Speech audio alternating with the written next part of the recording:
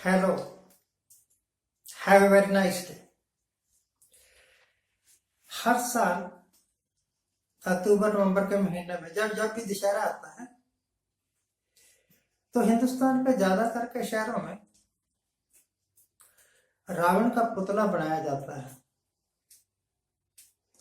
और फिर एक बहादुर आदमी उठता है, तीर मार के रावण के पुतले को आग लगा देता है। वैसे तो राम को आग लगानी चाहिए और वही लगाता होगा शायद, पर मैंने देखा है कि प्रधानमंत्री भी देश के रावण को आग लगाते हैं। डॉक्टर मनमोहन सिंह ने भी एक दो बार लगाई थी और मोदी साहब ने भी लगाई। मोदी साहब का तो खैर हक बनता है। मोदी साहब के बारे में कहा जाता है कि उनकी 56 इंच की छाती है। मेरी तो यही होगी 35-40, ज्यादा नहीं। 56 इंच की छाती।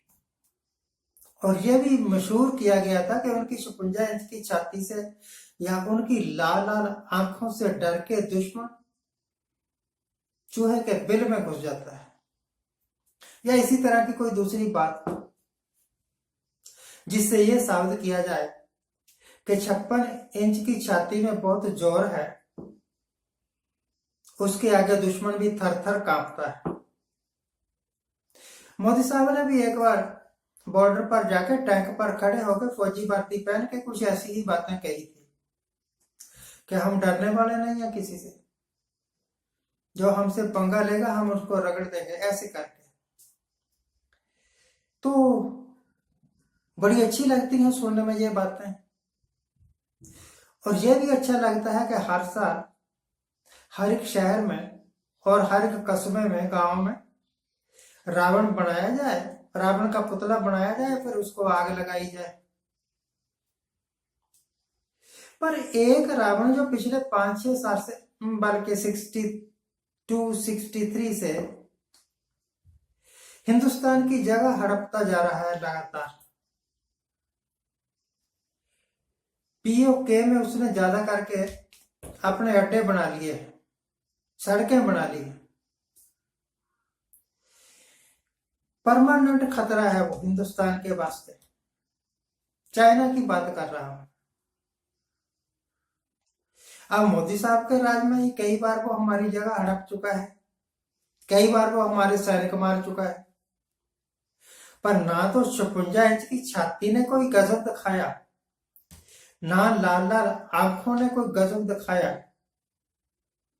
बस अगर कोई चुपचाप बिल में घुस के बैठ गया तो वो हम ही थे। हम का मतलब डिसीजन टेकर ऑफ इंडिया, जिन्होंने फैसला लेना था। अब मोदी साहब अगर फैसला लेते हैं कि चाइना के ऊपर अटैक करो या चाइना को माकूल जवाब दो, तो मोदी साहब ने या राजनाथ सिंह ने थोड़ा जाना है, अमित शाह ने थोड़ा जाना है वहां गोली चलाने के लिए। गोली तो गरीब माँ बाप के बच्चे ही वहां जो फौज जो भर्ती हुए हैं फौज में वही जाके मरेंगे, वही चलाएंगे गोलियां।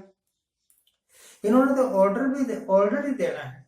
ऑर्डर देने में भी इतने डर गए कि चुपचाप बैठे रहे। और चाइना हमारी धरती पर कब्जा करता है, हमारे सैनिकों को मारता रहा। अब भी वो हमारे ऊपर हावी है और हमारी मजाल नहीं कि हम चूं कर जाए। हमारी का मतलब मैं नहीं, हिंदुस्तानी आर्मी नहीं, वो जिन्होंने ऑर्डर देना है, चाहे वो प्रधानमंत्री हो या डिफेंस मिनिस्टर हो या होम मिनिस्टर। होम मिनिस्टर का तो इसमें कोई ज्यादा लेना देना है नहीं, दूसरे कंट्री से संबंधित ये बात है, फॉरेन पॉलिसी की मैटर है। तो मैं सोचता हूं कि हर साल रावण जलाने का क्या फायदा, जबकि हम खुद ही रावणों को पाल रहे हैं, खुद ही रावणों को पाल रहे हैं। चाइना की बात मैंने की और अब वो कोई डॉन है, बिश्नोई कुछ ऐसे करके, वो हिंदुस्तान के अमन चैन के वास्ते खतरा बना हुआ है। कहीं भी कत्ल करवा देता है, या क्या पता वो थोड़ा करवाता होगा, जो जेल में बैठा हुआ है उसने क्या कत्ल करवाना है, किसने नहीं कत्ल करवाना है। अरेस्ट किए कुछ लोग, ये बदमाश हैं या ये आतंकवादी है, और पुलिस की हाजिरी में ही उनको गोलियां मरवा दी,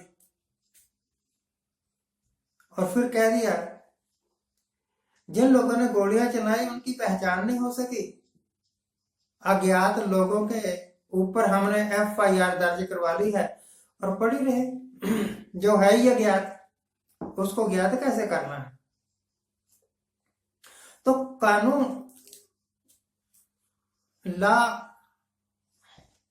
जिसके आधार पर किसी भी देश की डेमोक्रेसी चलती है, किसी भी देश की सरकार चलती है, उसको जब किनारे रख दिया जाता है। अब आप जगह जगह देखते हो, मध्य प्रदेश में, यूपी में बुलडोजर से लोगों के मकान गिरा दिए जाते हैं, दुकानें गिरा दी जाती है। किस कानून ने हक दिया, किस कोर्ट ने फैसला किया। कानून भी आपकी जुबान है, और फैसला भी आपकी जुबान है। जो कुछ कह देंगे मुख्यमंत्री साहब वो हो जाएगा। और अगर कोई पूछे तो इनके पास बड़े बनाए जवाब है कि ये सरकारी जमीन पर नाजायज कब्जा करवा रखा था, वो हटाया है हमने। बड़ी अच्छी बात है। 20-20 साल, 30-30 साल तक लोग बैठे रहे जमीन पर, सरकारी जमीन पर, किसी को कोई तकलीफ ना हुई, और आपकी सरकार आई तो आपने सरकारी जमीन आजाद करवा ली। तो वो जो हिंदुस्तान की जमीन हड़प के बैठे हुए हैं, वो कब आजाद करवाओगे? वहां पर कब चलेगा आपका बुलडोजर? बताना चाहिए, देश को बताना चाहिए क्या नहीं? अब देश को बताना चाहिए कि 56 इंच की छाती ने या लाल लाल आंखों ने क्या डिसीजन लिया, कैसे हम अपने दुश्मन को मात दे देंगे, कैसे हम हमारी ही जमीन के ऊपर से चीनियों का कब्जा हटवा देंगे। इसका मतलब पता क्या है?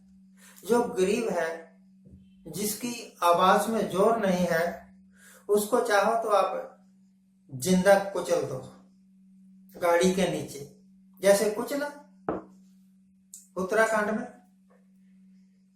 टैनी साहब ने कुचल दिया था ना किसान, उनके मकानों को तहस नहस कर दो। रोज होता है यूपी में, मध्य प्रदेश में। या फिर दबाने के लिए, दूसरे को दबाने के लिए उसके ऊपर ईडी की रेड करवा दो। ये वही चंद्रबाबू नायडू हैं जो 50 दिन से ऊपर जेल में रहे थे, क्योंकि इनके ऊपर ईडी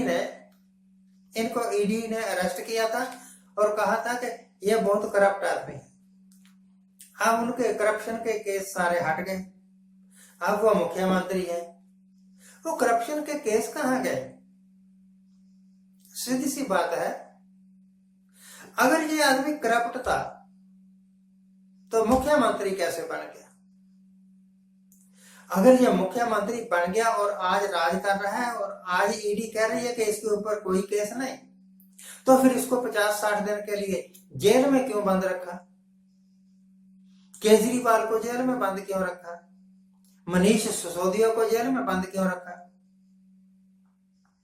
अब तो ये बताना पड़ेगा, बताना चाहिए सरकार को, क्योंकि ये एक पाक और साफ सरकार है, भ्रष्टाचार को ये पनाह नहीं देती। तो भ्रष्टाचारी ही क्यों भरे हुए हैं इनकी सरकार में? कागज का पुतला बना के और उसको खुद ही आग लगा के और तालियां बजा के कहना कि हमने रावण को मार दिया, ये काफी नहीं है। राम का मंदिर बना देना ये काफी नहीं है। कुछ ऐसी जबरदस्त मशीनें बनाओ जैसे विदेशी बना रहे हैं, ऐसे कुछ गैजेट्स बनाओ, ऐसे कुछ हथियार बनाओ जिससे चाइना जैसे लोग आपके सिर पर ना आके बैठ जाए, तब हम जाने कि आप सचमुच ही 56 इंच की छाती वाले हैं या सचमुच ही बड़े दिमाग वाले हैं। नहीं तो गपोड़ियों का क्या है, गलियों में बैठ के ताश खेलते हुए भी लोग गप्पे मारते हैं और राजगद्दी पर बैठ के भी आप गप्पे मार रहे हैं। Am I right? Please tell me. Thank you very much for watching.